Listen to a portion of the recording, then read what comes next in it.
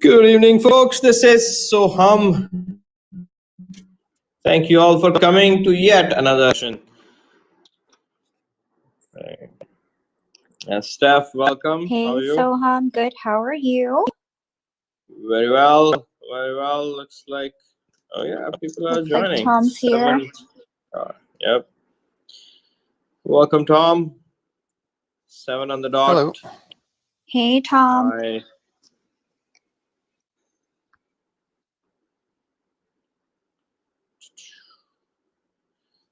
Today's topic is an interesting one. I think it is more useful. Also, it's more appealing to people who actually think.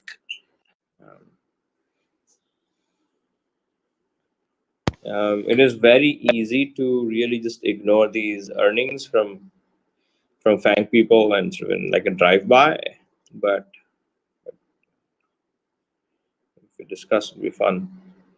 Anthony, welcome. Hello, Soham. How are you? Very well. Very well.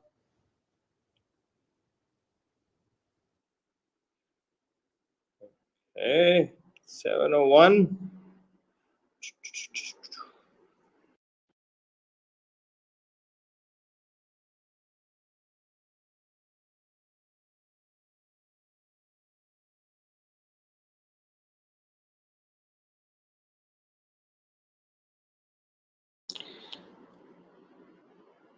Steph, is Kevin joining? You know, probably not. Yeah, not today. I think he might be, but he might be running a little bit late. So, Okay. I think we can just get started anyway. All right, folks. Welcome, small crew today, which is actually good. It's an interesting topic. FAANG's monster earnings, and I suppose it's and I would like to include Microsoft in this, LinkedIn or Microsoft in the list as well. All these companies reported massive earnings in Q1 just last week or a few days ago, and that is going to have some very profound implications as we go. And just wanted to discuss that, wanted to get everybody's ideas on what may or may not happen. What does that even mean for hiring? What that means for careers? What that means for kinds of products that might come out? What that means for just in general big tech domination? It's the clearest sign of so to speak domination as such. So before anything else, let me give you some numbers. So FAANG as a group, right, on the first week of May, they reported earnings. Usually they all do it within a couple of days of each other, and they did this time as well. And those who might be following the stock market, there is a term called surprise in it. It's a technical term. The surprise is the delta between what was the estimate and what was actually announced. Right? And usually for public companies, it is earnings per share. So what amount per share was made by these companies? And this is the first quarter where all of these people posted a surprise at a massive scale. So taking Facebook, for example, the estimate was that they would produce $2.37 as earnings per share, EPS, but they actually produced $3.30, which is a 39% surprise, positive surprise built into it. And this is massive. This is like per share, right? So billions of shares out there. And so absolute not a joke. Similarly, Apple estimate was they would do 99 cents, but they did $1.40. So like 41% surprise was built into it, was announced rather. And the massive one was Amazon. Estimate was $9.54, but they announced $15.79 per share of earnings. That's like 66%. The estimates of so-called expert analysts as was off 66%. They made 66% more money than what laymen like you and I and some experts together were expecting. Netflix similarly 26%, and Google again 66%. Google's estimate itself was $15.82, and they announced $26.29, right, as EPS. So collectively, like at a minimum, Netflix was at 26% surprise, and maximum Google, Amazon were at 66%, which is just more than massive. Welcome, welcome, Kevin. We were we just got started, and I was just reading out some numbers on how some of these companies have announced sort of massive earnings and what was the surprise that was announced. Surprise being the delta between the estimate and the result. So what the heck does it even mean now, right? You also have to notice that a few years ago, right, very few companies, if at all, were able to do any sort of $100 billion quarter, but Amazon did $100 billion quarter. I think this was the second consecutive $100 billion quarter. And according to the company's public announcements, they expect the next quarter to be the same. Again, folks, don't construe this as any sort of stock picking advice, but I'm just excited that these tech companies are making this kind of leap, right? And so what does that really mean? Like, how is this going to translate? Like, first of all, how did they come here? Right? What was the reason? What are some of the things that we could sense of what happened? Right? Certainly, one of them is quite obvious. What happened was remote, right? It's easy to see that a lot of people stayed home. So Facebook, Apple, right, lots of devices shipped, Amazon, Netflix, Google, right? All of these businesses would do well if you just had a lot of people sitting home in front of computers. Right? So remote happened. Right? That was a big deal, and these earnings have been good ever since remote has happened. So I think it has really peaked.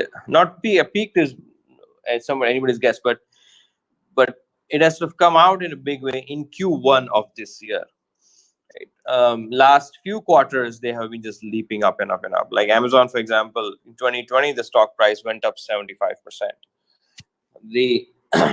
So in general, I think it is sort of very publicly established, right, that these companies have dominated the last year and a half or so, and there is no sign of stopping, right? And one huge reason being remote has happened.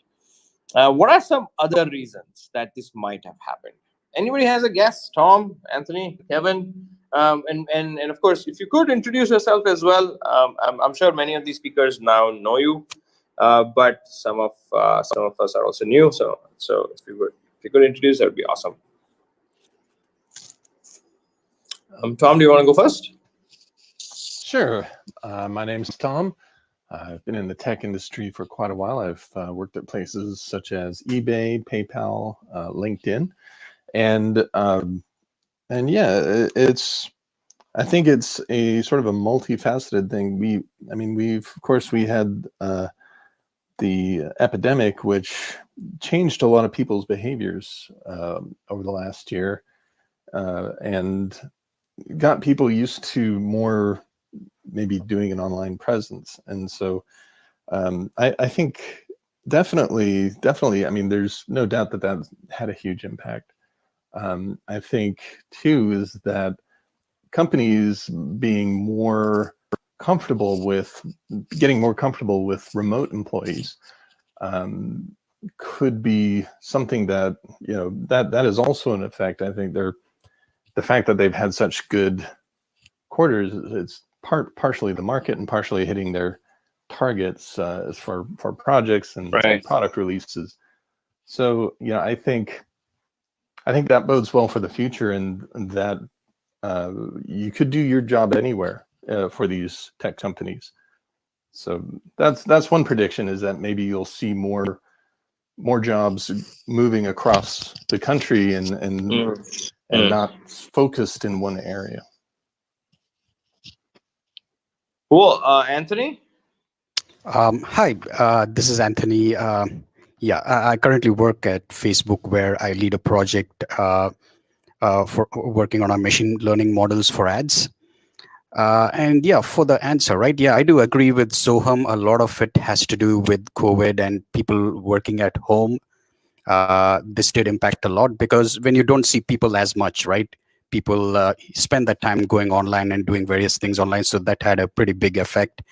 And there's also a lot of other things going on, right? Particularly when you take a company like Facebook, there's a lot of new products coming in. As you might have heard, now there's a marketplace on Facebook where there's a lot of push, and you can practically do a lot more things on Facebook itself. And at a certain level, I think we are also slowly starting to move into the advertising, where a lot of businesses that traditionally rely on television or newspapers are realizing the power of platforms like Instagram, Facebook, Google. They're now able to move advertising a lot more to the software world. It's still pretty early days, right? The majority still happens on TV and so on. But I think there's the shift also where traditional industries are recognizing the power of these software tech platforms for advertising. Yeah, that is true. That is true. I think this is the first time collectively these companies have taken over the advertising. Like there is sort of this, the scale has tipped it as well. That's a very good point, Anthony, as well. And Kevin. Hi, I'm Kevin Finley. I'm a software manager at Amazon Logistics. So we deliver lots of packages, and I know lots of things that are coming, and I will have to be relatively controlled about the things I say today. But yeah, it is just kind of an amazing world. Like from an Amazon perspective, we're delivering more and more every year. It's been pretty consistent. I think maybe the stock grew a bit more last year than, it grew a lot last year, but the reality is we've been growing relatively steadily for the last 10 years or more.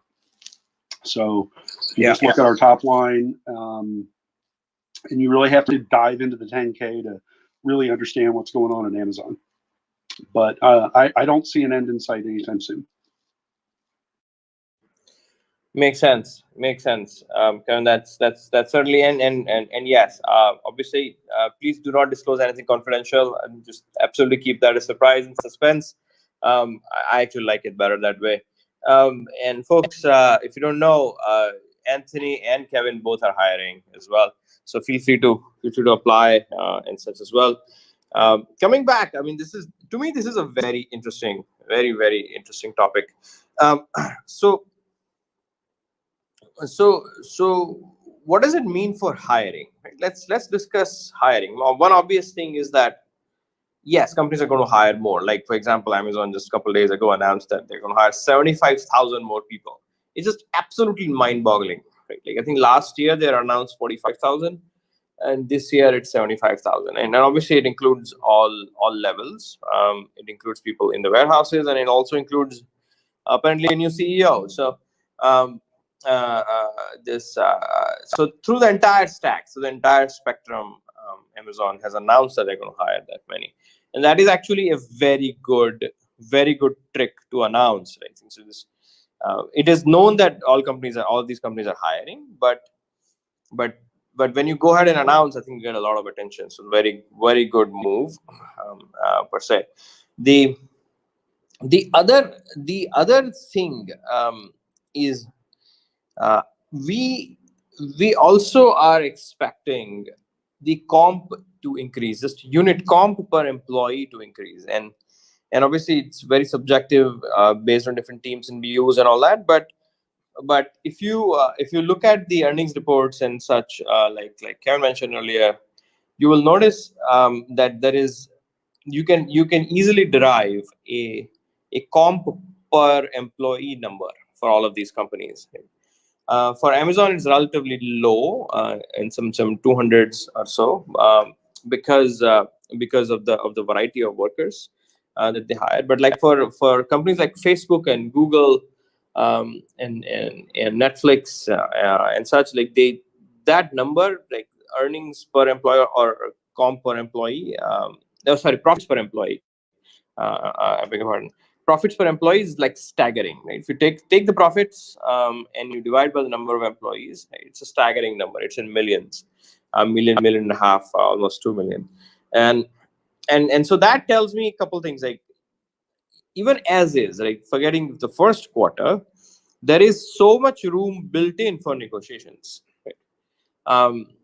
Certainly, you can't really make that kind of argument when you're negotiating salaries with companies that, hey, your earnings per employee is a couple million. Why are you giving me only 300K? But still, it's there is room, right? If I'm the CFO, that's how I would see it. Like, I'm probably not going to see the salary of every single person as such. I'm going to see collective numbers, right? And so there is room built in, right, in this, for negotiations. The and like Tom pointed out earlier, there is also a room built in for remote employees. Right? The companies are going to be hiring practically everywhere. It is not possible to hire like 75,000 people within just US in a short period of time. Just not possible when obviously you are in a competitive market to be hired. And so Amazon is going to go everywhere, and more places in the world as well, and not just Amazon, other companies also. And we're forgetting Microsoft. Microsoft also announced massive earnings. And they are also going to go everywhere and hire. What other hiring predictions? What are some other things that might happen? Like remote is one, comp increasing is another. Right. What else? Like, actually, for comp, let me tell you. I think Nick mentioned this somewhere, that at IK we pushed our number of the highest offer that we have facilitated. I think now it's at 900K that we helped somebody negotiate. And that number was, last year was at some 700, right? And before that it was some 600. So that number has also been going up steadily. Obviously these are like sort of one-off, so to speak, but still I think it's an indication of times to come, where next few years, because of this, and also because of inflation, the comps are going to go up, right, for somebody coming in new. What else can we predict? What else can we guess on this, in terms of hiring with these numbers as these companies are growing? What are the thoughts, folks?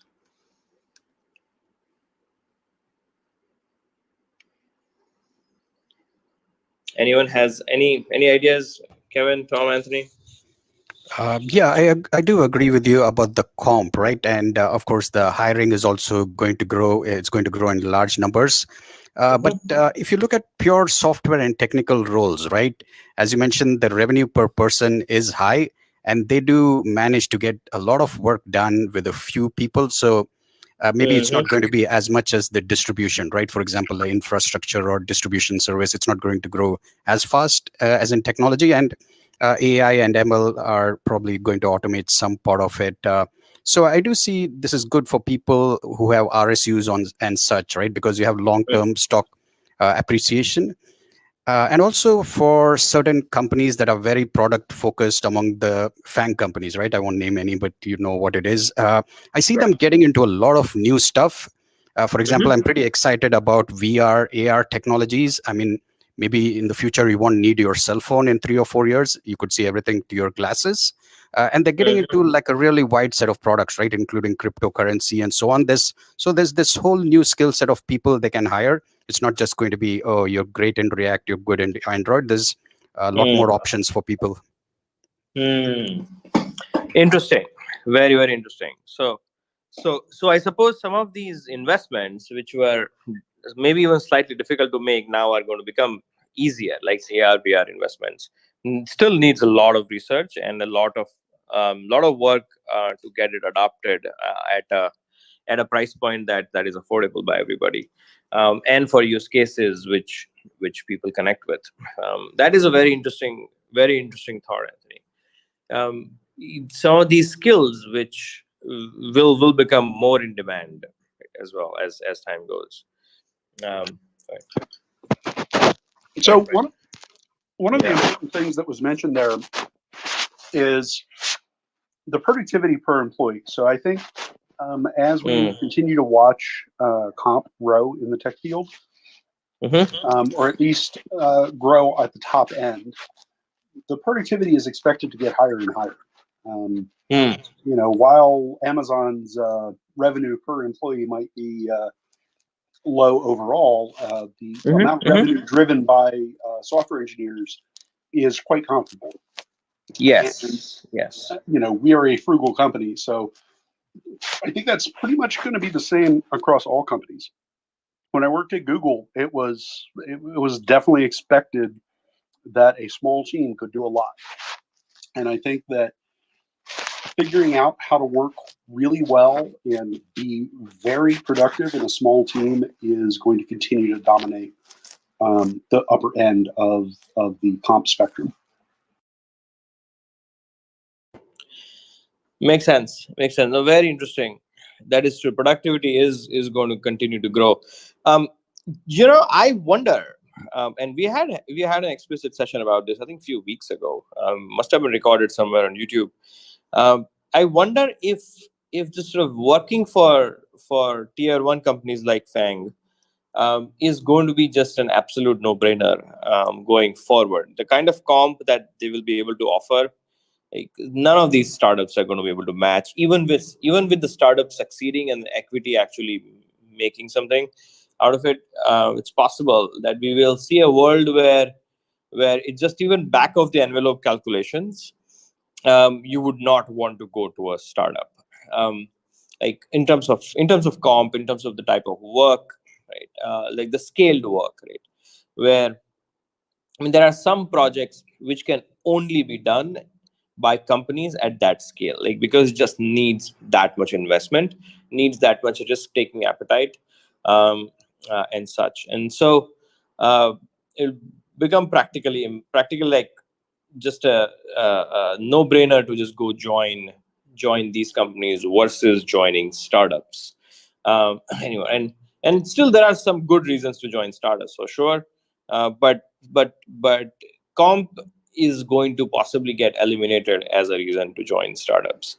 Do you see that happening, Tom, Kevin, Anthony?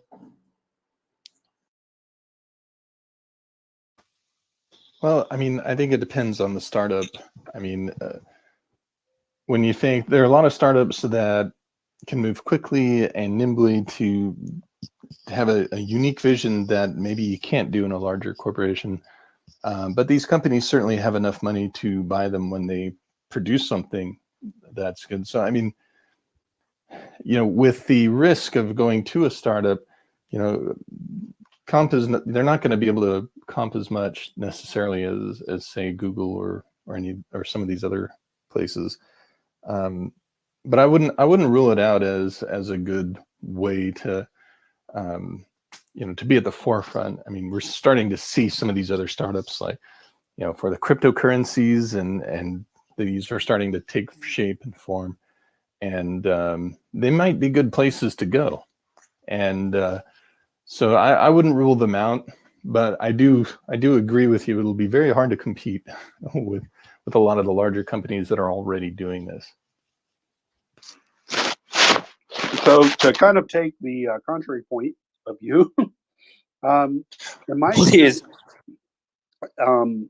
Startups tend to offer either opaque structure, or if they do succeed and you're an early employee, but you're not like employee number 1, your comp is okay, right? So you're taking a gamble on a startup and walking away with $4 million. But at a whole bunch of those startups, way more than succeed, you're actually going to walk away with just the salary you got, and they offered you a low salary because they promised you a whole bunch of stock that never materialized. So I actually stopped pursuing the startup dream, and specifically went to a couple of FAANG companies for that reason. You know, Yeah. the company and what they do and what their work environment is, that's a different reason to go. But comp, Right. I don't think they'll compete. Yeah. The that is true. So remote hiring, comp going up, certain skills becoming more in demand as investments continue to do well. The and obviously sort of this comp going sort of higher all the way to the spectrum. Also note that it's not a topic for today, but I think inflation is also an important topic because of which the comp is going to continue to go higher. But again, inflation is inflation. Really, it's not higher. It's the same. So, but I think these companies, the comp is going to outpace inflation. Really, that's likely to happen more than anything else. The obviously, and actually, let me refresh the room, folks. It's 7:26. My name is Soham, and we do this room in Great Careers in Tech Club every Thursday night, and we take some or the other funky topic and we talk about it. We have some very interesting people up stage as well. Staff who helps start. Tom is one of our instructors as well. Tom, Anthony, Kevin, actually all of our instructors as well, and they've had strong careers in tech at different big tech companies. And today we're talking about the earnings and earnings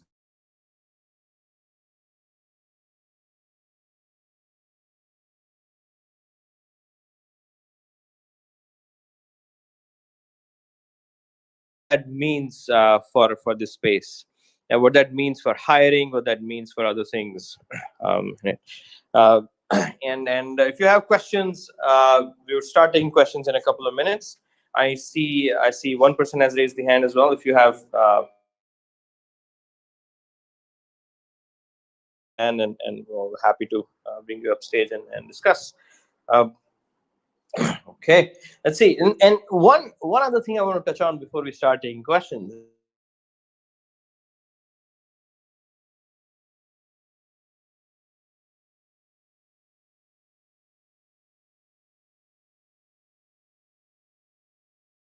Actually, now sort of taken heed on this to say, yeah, this seems to be going somewhere in terms of dominance. Like, I don't know what that exactly means. Like, why would you start thinking about these companies as dominating? I mean, I think there are two different views that one could take. Like, yes, I mean, Amazon came this far because they took the risks and they did many things right, and so now you're penalizing for them for becoming this big, while on the other hand, one could say that there is no way to displace Amazon at this point. Like, you can't imagine, you can't dream of even starting a retail company and displacing Amazon by even an inch, and so you can't let a big company like that just continue to dominate a massive part of people's daily lives, and that just otherwise creates bad incentives. So so I obviously, I think, like most of us, I can see both sides of it, but I wonder what's going to happen there. Like, what do you guys think, Kevin? Speaking of Amazon, obviously you wouldn't want it broken up and such, but in general, big tech dominance, is it even a thing in your mind? Certainly within Amazon, doesn't seem like it is, and shouldn't be if you're just running the company at a pace. But is it even a thing in your mind? I mean, what do you think about that? That is actually a topic area where I am not allowed to make comment. Makes sense.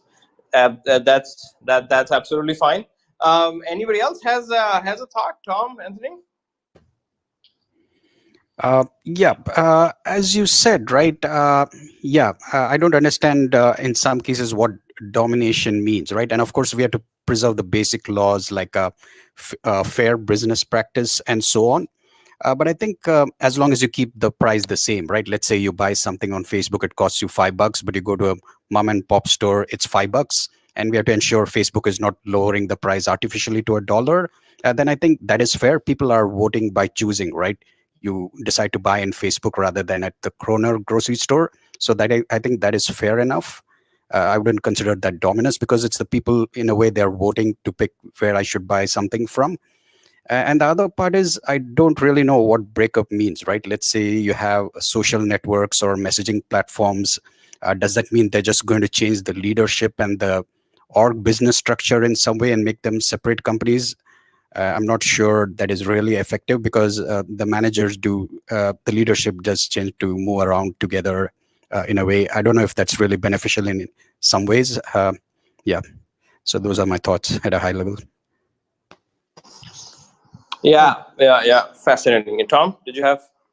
Well, I was just thinking my thoughts on this subject. It's big tech is something I don't think our our political entities have really thought of before. I mean, it's different from your standard typical business, has a different influence on daily life. It's not, oh, we do price setting or anything like that. It's more, it's through social media and through things that are very difficult to regulate. And our elected officials are having a really difficult time trying to grasp what how to handle it, because you talk about breaking up somebody like Google. Well, how do you break them up? I mean, they have humanitarian projects that can't survive on their own. They have who's going to go through here and carve the lines, because a lot of it is interdependent, and it's very difficult. But I think the large tech companies are going to need to be part of that conversation. It's not something that can be done to them. It's something that they're going to have to approach leadership, the political leadership, and come up with a plan, because it is something that is alarming to a lot of politicians, and that's why they have a big target on their back, because they are so huge, taking in a lot of money, and they're also very influential. And I think with those combinations, it's scary, not from across both parties. So it's yeah. Not an easy one to solve. I mean, certainly I don't envy the Justice Department or the government or even the CEOs of these companies. But I'm sure some interesting solutions will emerge out of it. Thank you, folks. Appreciate that. Abid, did you have a question, thoughts, comments? Yeah, I just want to thank you all first that you guys already touched upon. So Tom and Kevin and three, you already touched upon a lot of things. I just want to add some more things into the same conversation. That I know that most of the stuff is kind of exponentially expanding, particularly in Amazon world or Microsoft world, that they are expanding their use cases. And also at the same time, if the government would not have provided the stimulus to small business, to medium businesses, then it might not have been that much of a growth. I think that's where the growth is coming up. And the value added really is that these guys came up with all the desktop and enterprise suites. And now everything is kind of, all the small businesses are moving quickly. And in terms of legislation, I think back then they were always behind. I know back in 2000, we were actually implementing the frequency reader for packaging of the products in pharmaceutical world, and inspectors were coming to us and providing us, okay, can you guys give us some kind of inputs? And they were coming up with the legislation, what they need to do versus what they need to what is already happening. So tech companies are always going to lead. In my mind, I think it's a tip of the iceberg, and the growth is going to be exponential in big techs, because it's going to be another revolution in the United States, particularly, and maybe in UK as well. So, again, I am going to come back to you. So I'm saying that, inflation plus the growth of these companies is going to come back to adding up to the comp. And thank you, guys. Fascinating. Yeah, a bit interesting point, I think, and that's another way of looking at it, right? Like, say that because of the growth in small businesses is why these companies have grown. But I think it's also possible to look at the other way around, right? Like, because these companies have grown, that small businesses have grown as well. A lot of small businesses have contracts with these places, and like Google's of the world, Facebook's of the world provide advertisement to small businesses at and in a very sort of cheap way, right? So one doesn't need, if you're a small business, you don't need government grants to run a few $100s in advertisements, right? That has been made possible by some of these places, and which is why it's working. I think the argument can go either way, though. I think I remember Jack Welch at GE when GE was also big, right? GE had in the previous era, GE was massive, and he used to deal with this very similar criticism that he has become quite big, and his argument was that we are supporting a lot of small businesses by being this big, right? On this, and so there's an entire ecosystem. To Tom's point earlier as well, you can't really easily break these things up. Can't really say one way or another exactly, but the small business versus a big business, which one comes first? Is it symbiotic? That's an interesting topic. Kevin, do you have any thoughts? Given that Amazon has a lot of small business sellers. We do. We have a massive number of small business sellers. Yeah. I think that it is a complicated, intertwined relationship. I do think that many people who make their business selling on Amazon, or make their business as a delivery service partner, delivering packages to the customer door, would not be in business without Amazon.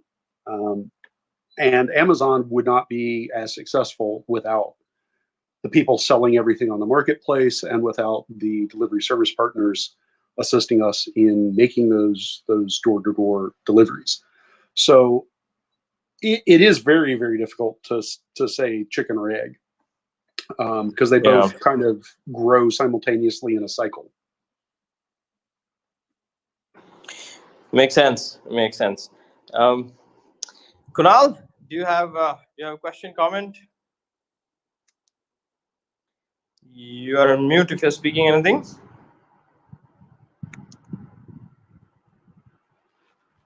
Sorry, I guess I was on mute. I was talking on mute. Right. So no, I agree with Kevin. I mean, great points. Got it. And did you come up here because you had a question, or not really? Just comments. Yeah, I mean, I definitely will have a question a little later, probably. Okay. Yeah, sounds good. Okay, so going back to this topic again, some very interesting things, I think, are like so much to discuss.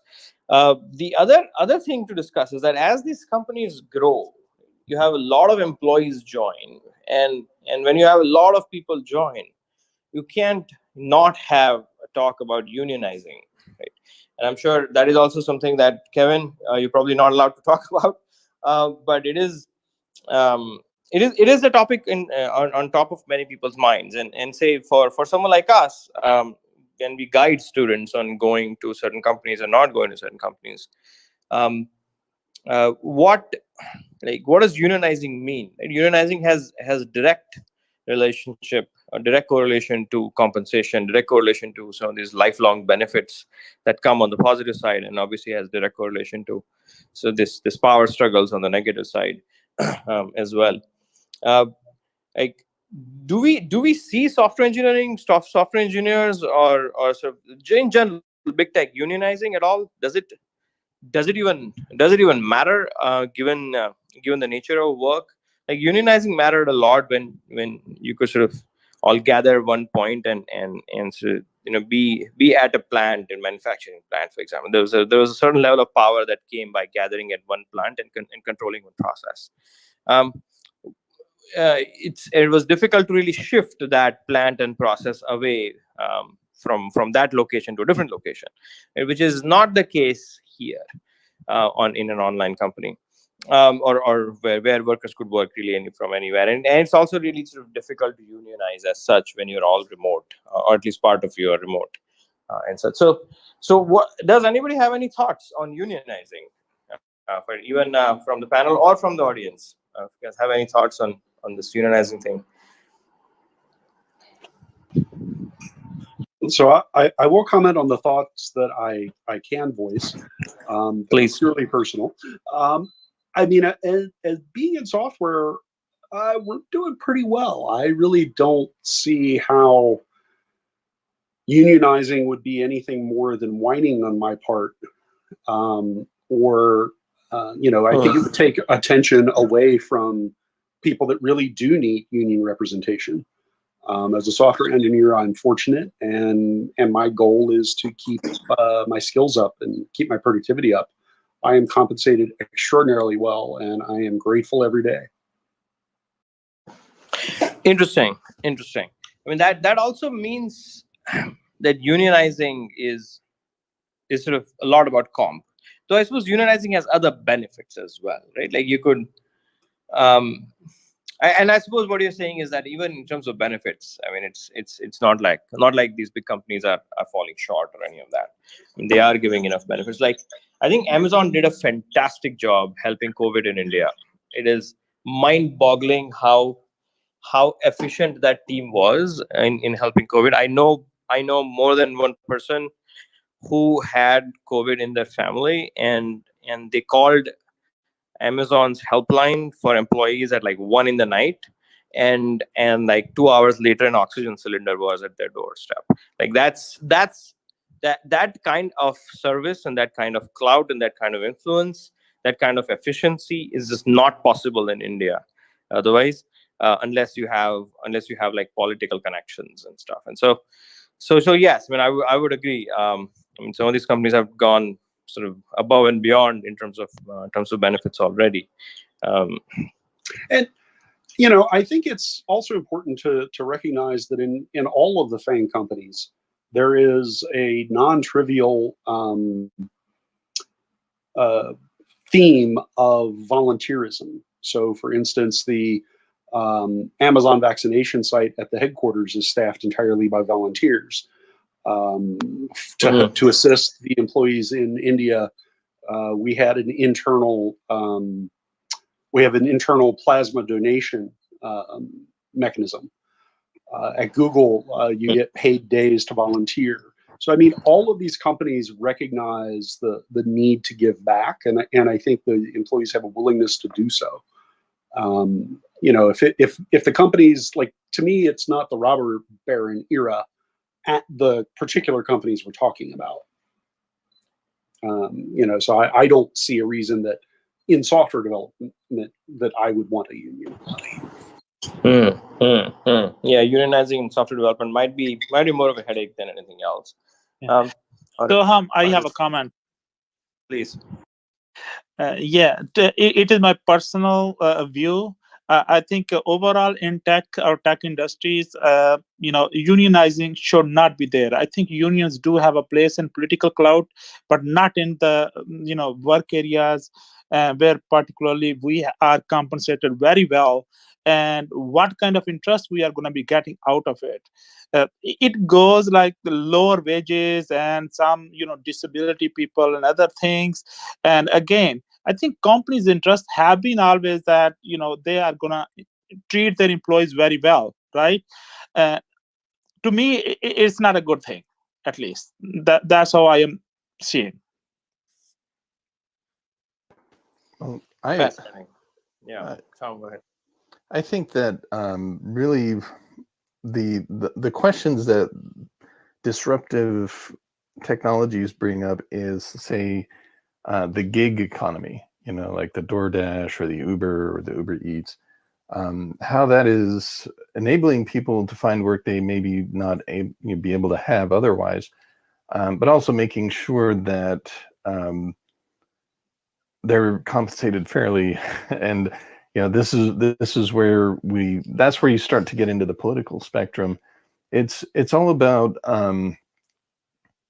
how are you treating the people who are making you money, and if you are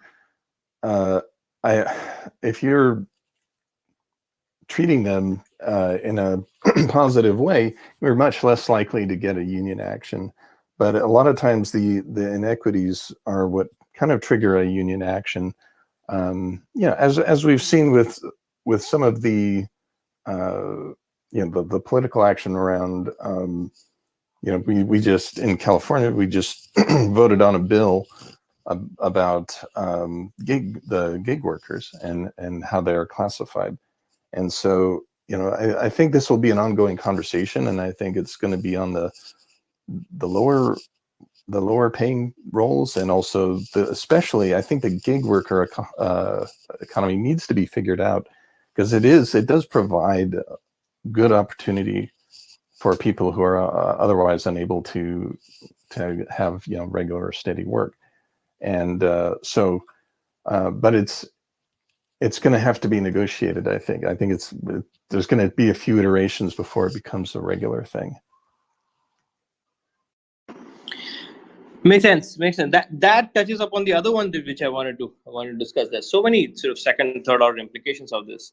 Is inequity, right? Inequality, and this so sort of big tech versus non-tech, or big tech versus small tech. So this a lot of people are compensated at a massive level, and like you noted, Tom, there are many who are not in the same companies or even outside, right? Like if you join a big tech company, I think it is a massive class escalator from middle class into the next one. So this do you see this sort of barbell happening in the economy, any of you, where the rich are only getting richer, and the ones who are not are sort of getting pushed down, and these companies actually playing a very significant role in that happening, and also sort of pros and cons, like this India is a barbell, for example, right? Like there's a massive number of people on the bottom end, and there's like increasing number of people on the other end. There are some benefits that come to that through that. There are obviously, but there are many in sort of like stark inequalities that come because of that as well. Any thoughts on that? I mean, large companies, more and more comp. It's practically impossible to disrupt at this point, and they would just want to hire better and better people. They just want to get into bigger and bigger markets, and they would compensate based on success, which is really equity. Do you see this? Do you see that in inequity happening because of that, like in any serious way? Yeah, I do believe a lot of tech companies, especially FAANG and other major companies, right? They do contribute to the bigger question of can we equalize salaries in some way? And as we know, right, like ML and AI will make a lot of the lower end jobs obsolete. So there's been this talk about guaranteed minimum wage and so on. So that thing is going to be there, right? Tech versus non-tech. But if you look at it on the other hand, right, they're also giving access to a large range of population that could never do things before. Like even in India right now, somebody in a village can transfer money maybe across a much larger area than they could do before. So I think they do compensate for the lack of wage by building more products that enable a wider reach. Maybe somebody from a really small village could go to Facebook, post an ad, and get people to buy online too. Yeah. So that is there. Yeah. No, that's true. I mean, many of these things we will not know for many years how they pan out, right? Like it's very difficult to predict changes over a period of time. And again, the other thing that sort of this happens with big companies, is privacy, right? Lot of There's a lot of talk lately on intrusion on privacy, uh, because of our online habits and how the companies are exploiting the online habits. Uh, is that problem going to worsen as these companies go bigger and bigger? If these are the kinds of earnings that they have, quarter over quarter, um, which arguably will probably sort of plateau out, or dip a little bit once the COVID ends, if it ever ends. Um, and when that happens, I mean, you can see a lot of money going into some of these interesting tactics, interesting data sharing, interesting sort of, like you said, Anthony, sort of more relevant ML models to give you more relevant ads, to a lot of things that you do. This like, do you see the privacy debate heating, or do you see the privacy debate actually just dying out because of that? Eventually. Yep. From a privacy point of view, right, there are two types of privacy. One is third-party data, and one is first-party data. For example, third-party is, for example, can a advertising company, use something from a different company to show ads to users? So that one is always going to get worse. You're not allowed to access user content from outside of your own website. Which I think is going to get worse, right? Google or Apple already introduced something to block that, and maybe Android too in the future. If not, the government will do something. Then there's the other part, right, which is first-party data. For example, if I go to Facebook and I do shopping, there's no way the government can block that, right? If I can do everything on Facebook, shop, play games, watch a movie on Facebook, then, I mean, what are you going to do, right? There's no privacy part there because the user has decided he's going to do that. So that part is something that cannot be prevented.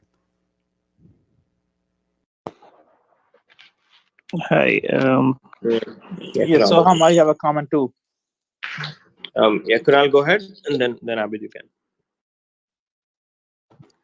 Okay, so from the privacy point of view, so there's been a lot of thoughts that's gone behind it. Definitely, it's something which is of concern.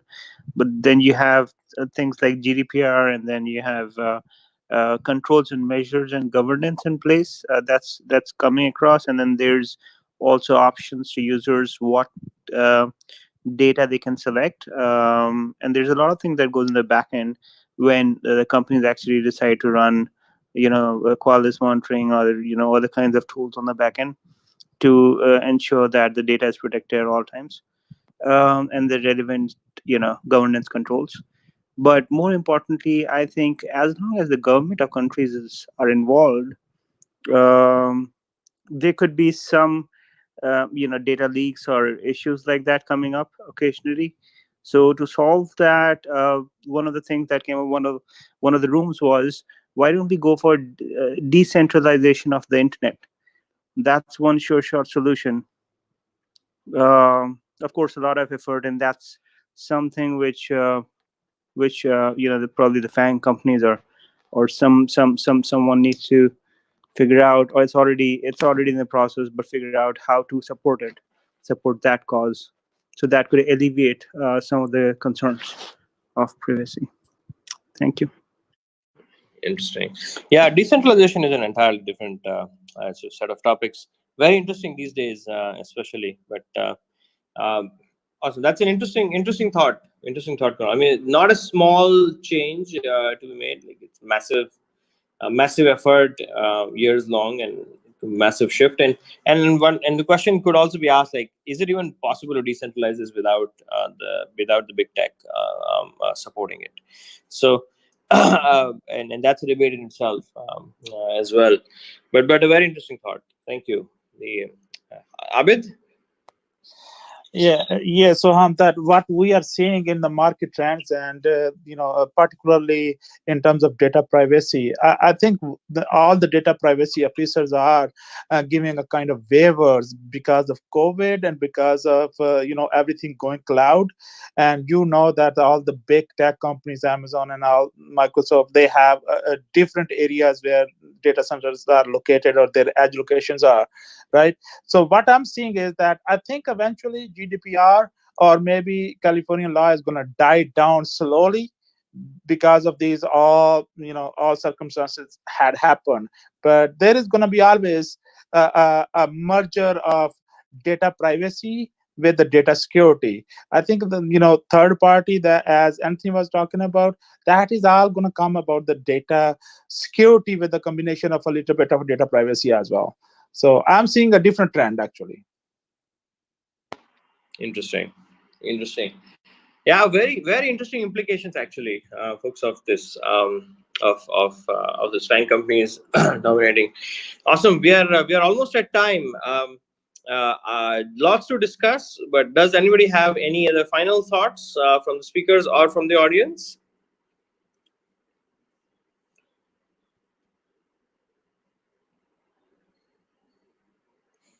Okay, sounds good. Looks like we have touched upon a wide variety of topics today. Small focused audience. I love that. Folks, thank you very much for joining all the speakers. Tom, Anthony, Kevin, Abid, Kunal. Thank you for all your thoughts and your time. And next week we'll be back with something even more interesting, like every week. And stay tuned. Follow the club, the small green house icon at the top. Follow each other, and you'll know all the topics that are coming up. Thanks again, everybody, for your time. Steph, Matt, as well, for your time and to organize all this. Thank you again. Thank you, everyone. Thank you, Yeah, so thank you. thank you all. Bye. Thank you. Bye.